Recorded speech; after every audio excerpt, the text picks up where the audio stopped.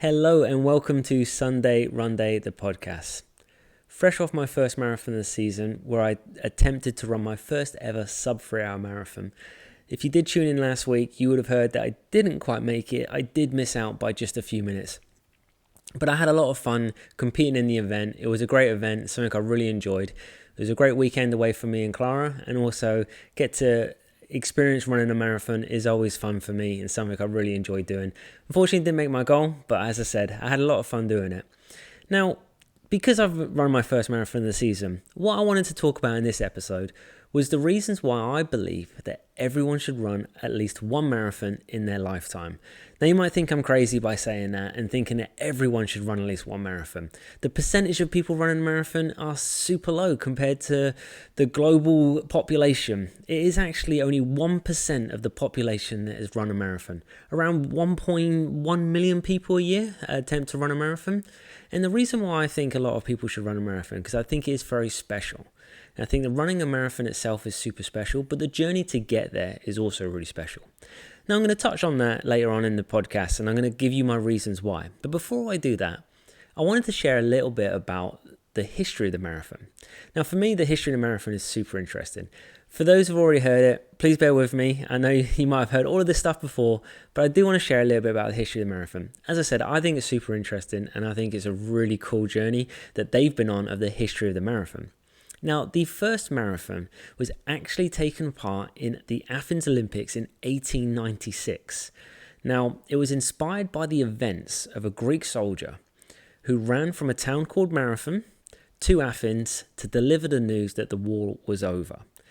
Now, it is alleged as he arrived in Athens delivering that news, he did collapse and he did die. Now, thankfully, I'm here to tell the tale of my marathon journeys. I have not collapsed or died, but it's allegedly, I will say. So maybe the guy didn't. But from what we know, allegedly, he did collapse and die upon delivering this news. Now, it was from Marathon to Athens, it was actually 40 kilometers. And as I said, this inspired the Olympics in 1896 to carry out the first ever marathon, and it was 40 kilometers. Now, a year later, Boston Marathon opened the doors and said, we are going to carry out the first ever Boston Marathon. So that was kind of the start of the Boston Marathon. And that's probably why the Boston Marathon as a major is so sort of, because it is the oldest major marathon. And it is such an amazing, epic event that I can see why. And as I say, 1897 was the first Boston Marathon. But at that time, it was still 40 kilometers. So as I said, in the Olympics in Athens in 1896, the first marathon was taking place. Now, it was won by a Greek, and he was actually a Greek water carrier who'd done the first ever marathon in 2 hours, 58 minutes and 50 seconds. So it was just under that 3 hours. And I kind of thought about that a little bit. I thought, I wonder that's why we have that elusive 3 hours that we always think about. I'd love to run a marathon under 3 hours. And the percentage of people that run a marathon under 3 hours is pretty slim. But I wonder if that's why a little bit. Knowing that the first ever marathon that was taking place in the Olympics, it was under 3 hours. Now, thinking about it as well, it was 40 kilometers. So technically, I've run a marathon under 3 hours, but 40 kilometers under 3 hours. So I kind of thought that was pretty cool, that the first ever marathon under 3 hours. Now, we got a little bit further to go. We got 42.195 kilometers. Now, why? Why was it that the first marathon was 40 kilometers? And why do we now have 42.195 kilometers? Well, the reason being was in the 1908 London Marathon. They were going to run, the route was from Windsor Castle all the way to White City Stadium. Now that was 26 miles. So they were like, okay, we're going to do 26 miles, which is 41.8 kilometers. So again, it was 1.8 kilometers more than the 40 kilometers. But they were like 41.8 kilometers from Windsor Castle all the way to White City Stadium. Now the Queen at the time wanted to change the route because what she wanted the marathon to start in the east lawn of Windsor Castle. So they could view it, the children could view it, watch the start of the marathon. Now that actually added on those extra meters, which now, that's what we get, 42.195 kilometers. So that's where it was born. That was where the 26.1 miles or the 42.195 kilometers was born, was in 1908 at the London Marathon.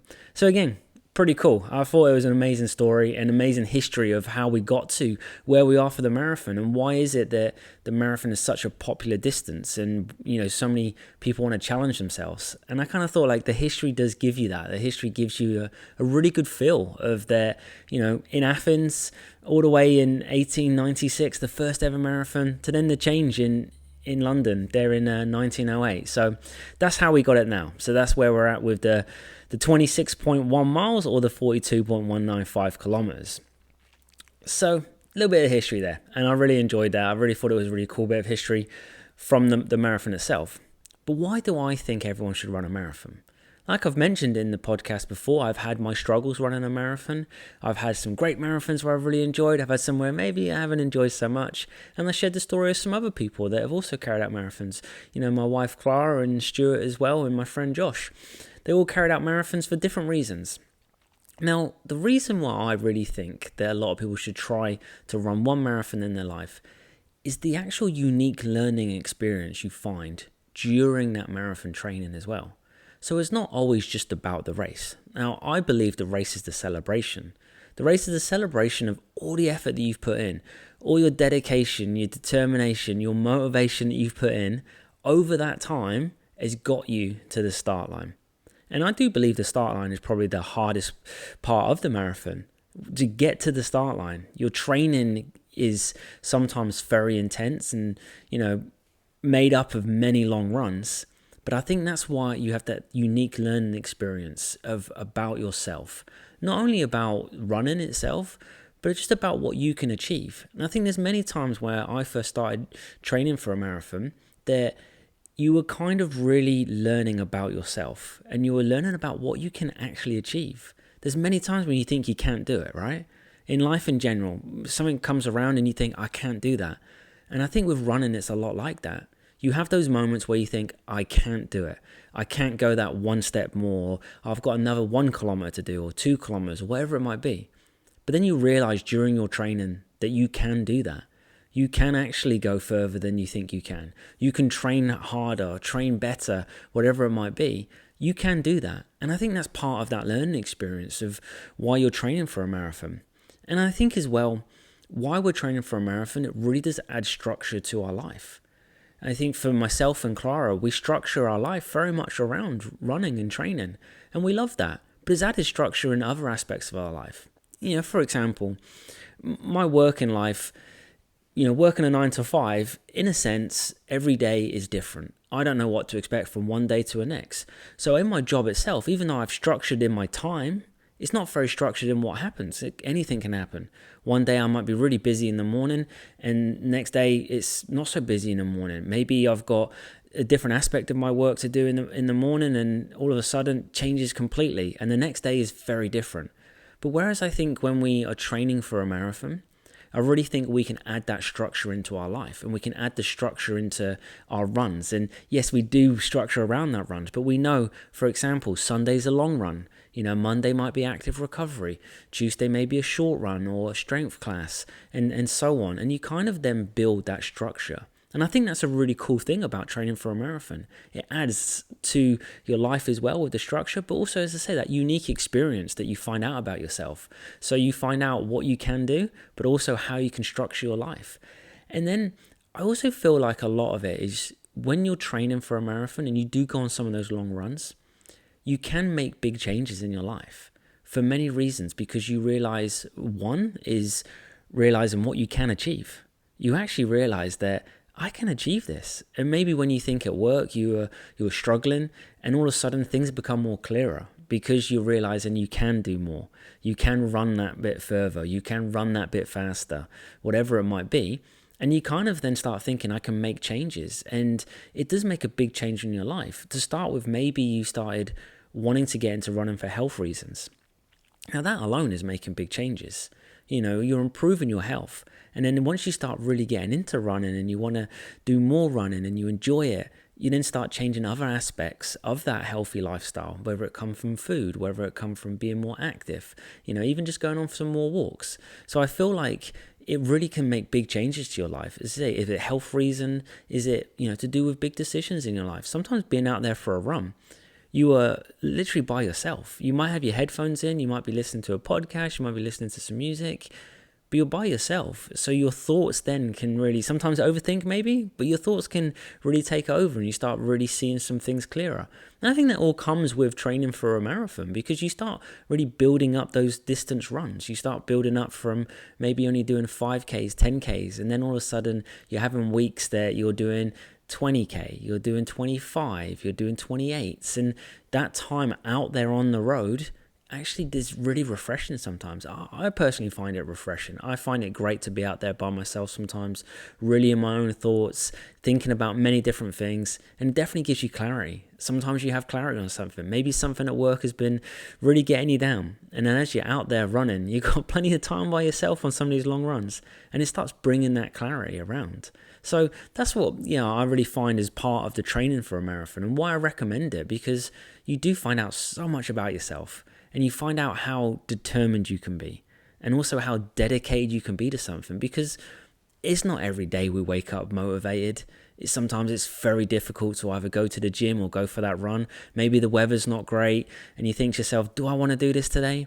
But when you're training for a marathon and you've got that plan of whatever you want to do and whatever training plan you have, you start finding out a lot about yourself, that you are very determined.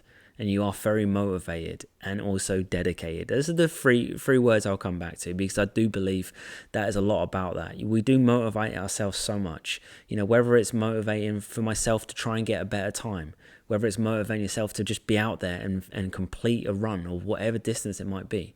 We do motivate ourselves a lot of times. But then also we dedicate ourselves to our plan, our training, our running. It's a real big dedication. And sometimes, as you say, you don't want to do it, but I'm doing it.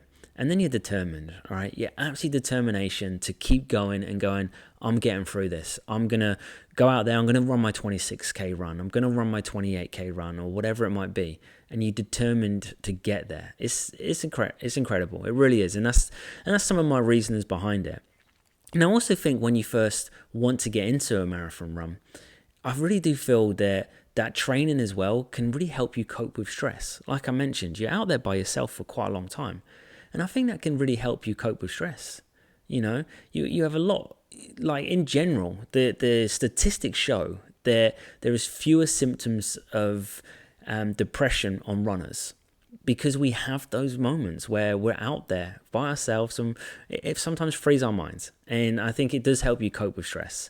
And, I think there is a real big fact of that training for a marathon, but even running a marathon can really change your life. Let's say it might be health reasons. And let's say it's health reasons that we want to get out there and we want to run. But for me, when I think about my first marathon, and I'm honest to say that I never thought I'd run a marathon. I was one of these people that said, I'm never running a marathon. That's too hard. Like, people that go out there and running for 42.2 kilometers, that's well too difficult. I never be able to do that myself. And then when I thought to myself, I'm going to try, and I wanted to do it for a cause, it gave me that motivation, right? That I've already signed up and I'm saying I'm doing it for a cause, and I'm motivating myself to do that. But I do feel like it changed many aspects of my life. And just during training, but also the marathon itself. Like I mentioned in my first episode, when I shared a little bit of my story, when I crossed that finish line on my first marathon, it was probably one of the most emotional times I've ever been running.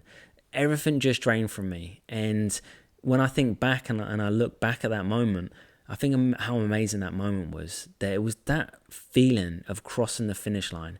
Was it hard? Yeah, 100%. Was it challenging? For sure. But that achievement, that sense of achievement that I did it, regardless of what time I did it in, that I got across that finish line. I was able to finish a marathon.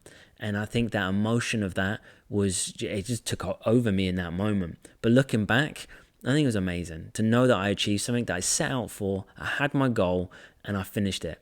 And I feel that's what you can really, I suppose what I want to say, I guess, is I really want everyone to have that feeling. That feeling that I had, even though as much as I was absolutely done, I was so completely on my knees nearly, collapsing at the end. As I say, not quite like the Greek soldier when I collapsed to deliver some news, but I was, close to collapsing at the end. But the sense of achievement that I had and that feeling that I had, in that moment and then really reliving that moment myself, I really feel like I'd love everyone to experience that, because it's special. And I really do think running a marathon is special. Like I mentioned, apparently only 1% of the world's population has run a marathon. And how cool is it to say that you're part of that 1%? And why not try? I really do believe anyone can run a marathon. You just have to train for it. You just got to go out there and train in your way. There's so many different training plans. You can, Google training plans yourself, or come up with something that suits you. When I'd done my first marathon, I just Googled a training plan and I stuck to it. Now, with my experience of doing more, I wouldn't do that. And like I mentioned in this podcast, I'm not going to tell you guys how to run and how to train for a marathon. I'll certainly share my tips and my tricks and my training plan, and that'll be in a later episode that I'll share that with you guys of what I do before I train for a marathon. But it's what works for me. The first training plan that I ever done doesn't work for me. It was a great training plan that someone has put a lot of time and effort into building that training plan. And I reckon for them, it was an amazing training plan. They got through it, they enjoyed it, and they'd done their race, and they thought, this is great. And they might stick to that plan every time they do a marathon. But for me, I like to adjust it. I like to adjust a marathon training plan to what I want to achieve, but also for what the course I might be running on. And as I said, I'm a runner that I just love to run. I love to put my shoes on and go out there for a run. But I do structure it in certain ways for myself. And as I mentioned about that sort of marathon training, you do structure your training, but you structure your life. And I do that around my training. And I'll share with you guys in a future episode of what a marathon training plan looks for me. But I really think that everyone should attempt to do it, because you just have that just incredible moment of achievement. And I said, with the right training and those three words again, dedication, motivation, and determination, I think with those three, anyone can do it, and you will achieve it. If you really want to go out there and you want to run a marathon, I can guarantee that you'll achieve it, because you've got that mindset, and that mindset is everything. When you're running a marathon, your training takes you so far, but it's your heart and mind that takes you the rest of the way. And I can attest to that on many of my marathons, and especially last weekend. My training took me so far, and I felt good, and I felt like I was running really well. But those probably last 2 kilometers, and especially those last sort of 600 meters, shall we say, that was all in my mind. My body was breaking down, but my mind was strong, telling me like, you're going to do this, Clint. And I did, regardless of the time. Maybe I didn't hit the time I wanted to, but I'm so happy that I crossed that line. I'm so happy that I pushed myself and still got an amazing time. Something that I'm super happy about. Like I said, it's my marathon personal best. So I've seen an improvement, and hoping that I'll just get more improvements as I go. But that's what I think when you're doing that training and when you're going through it, your mind is the key. Just get yourself into that mindset that you can do it, and I promise you'll be able to do it. So I really want that. I really want everyone to go out there and think to themselves, can I do it? Because the answer always is yes. The answer is yes, you can do it. Will you do it? I hope so. I hope so that you take on the challenge and go, I really want to take on the challenge of running a marathon, my first ever marathon. And I just think you'll really surprise yourself. You'll surprise yourself of how the training takes you on such a journey. And sometimes you find out things about yourself that you didn't expect, but it'll take you on that journey. And then it's that moment when you cross that finish line, your first marathon, it is a moment to be so proud of yourselves and something to really cherish and remember. I know for myself that I always remember that moment. I'll never forget the moment of my first marathon of crossing that finish line. And I can tell you, Clara will be the same. Clara will not forget that first moment of her crossing the finish line. It was just such an amazing achievement and just an amazing feeling to be there. So that's why I recommend that everyone should at least run one marathon in their lives. Why not? You've got nothing to lose. You just have fun doing it. And that's the main thing. Have fun with your running journey. Enjoy it, because the running community is here to support everyone. We want to support everyone that runs, whether it is to run a marathon or shorter distances. Whatever is your story and your capabilities, go for it and do it. I want to support everyone. I want everyone to enjoy running. And I think that's why I wanted to do this podcast, is I really want to give back to the running community of my experiences, but also to inspire people to go out there and enjoy running. That's the main thing. The thing that I want the most is to enjoy running. And if you want to challenge yourself to run a marathon, I really hope you do. And if you want to talk about it, I'm always here to talk. I love to listen to people's stories, and I'd love to share my stories with you guys, and I'd love you to share your stories with me. So as I said, that's my reasons why I believe everyone should at least run a marathon in their life, and I really hope that many of you do. And if you see my Instagram this week, I did mention about some of the cool events happening this weekend. So here in Australia, we do have Brisbane Marathon. So there's 4 different marathons around Australia. They're all part of the same group. And we have Brisbane as one of them. Sunshine Coast, which me and Clara carried out last year and we'll be carrying out this year. And then we have the Cairns Marathon and also the Hobart Marathon in Tasmania. All part of the same group, but Brisbane Marathon is this weekend. I did see we had the Adidas Stockholm Marathon. So very popular marathon over there in Sweden. And then I seen we had the Iceforge Marathon in Greenland. So this marathon is done by Albatross Adventure Marathons. It is the company that me and Clara went to Petra with. And me and Clara are heading over to Iceland next month to carry out the Volcano Marathon with them.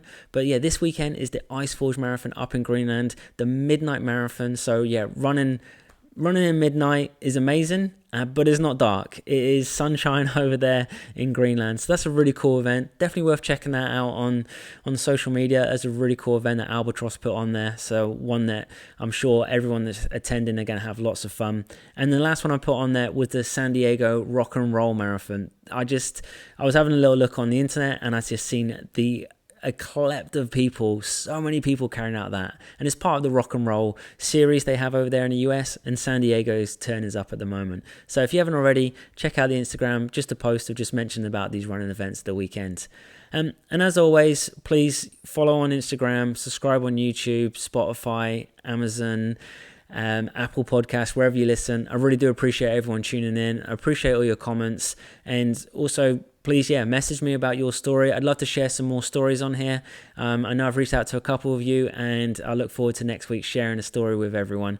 But as I say, this episode was all about trying to inspire people to run a marathon, and I really hope there is a few people out there that would love to run a marathon, and I'd love to hear from you if you do want to run a marathon, and it's going to be your first one. I'd love to share that on the podcast as well. But as always, and, I always mention to you guys, it's about enjoying running. I just want you to go out there, have fun, and enjoy running. But that's the end of this episode. And as always, until next time, happy running.